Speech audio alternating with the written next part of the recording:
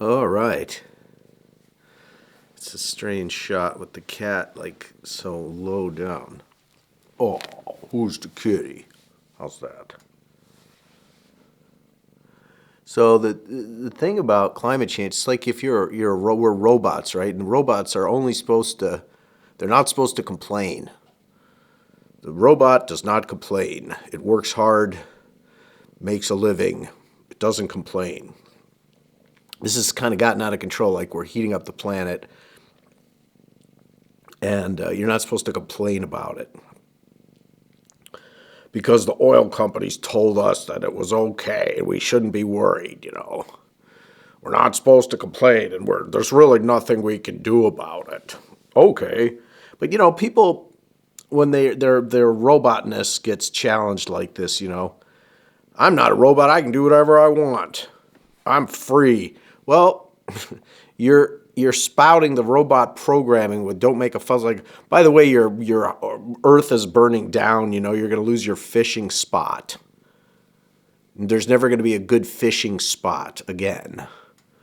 Well, you don't want to complain.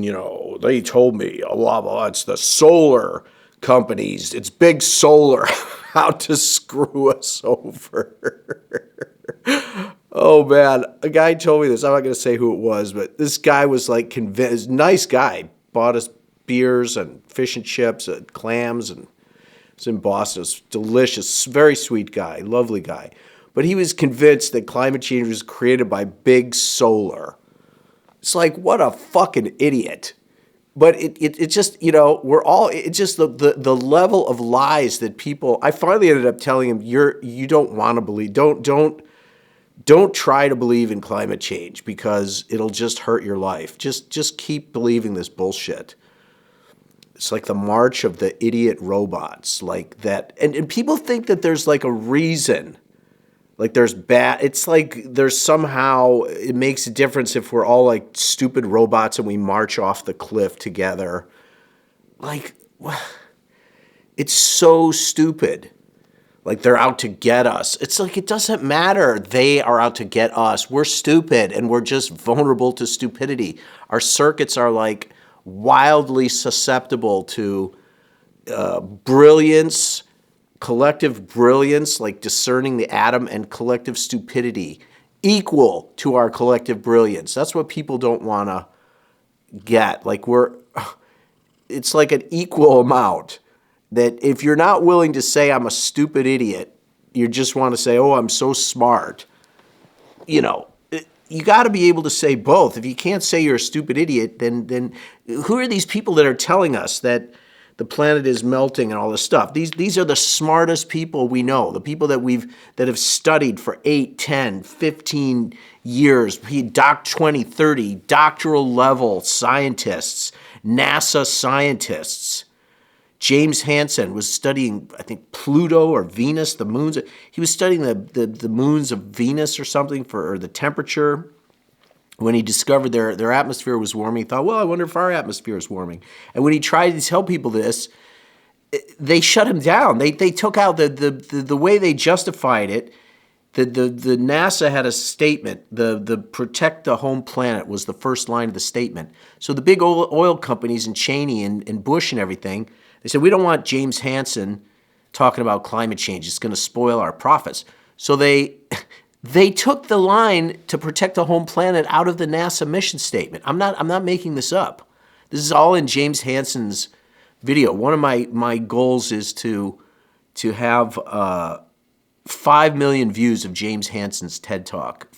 It's a shameful. 14 years ago, he lays this all out. It's unbelievable. But, it's just the human psyche is very influenceable. When big oil spends billions of dollars to tell you that it's not happening, you start to believe them. Because, it's like Hitler said, you tell a big enough lie, the man in the street can't refute it. His brain just doesn't go there. Why would the president lie to me?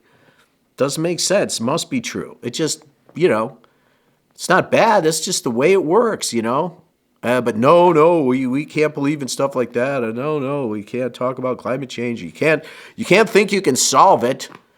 we're doomed. You can't do anything about it. You can't blah, blah, blah. No, we can. That's the amazing thing is the little piece of code, we can do something about this, just solves a lot of problems. Not a rational evaluating, can I do something? Just the piece of code. I can do something about climate change. I'm going to do something about climate change. I will solve climate change.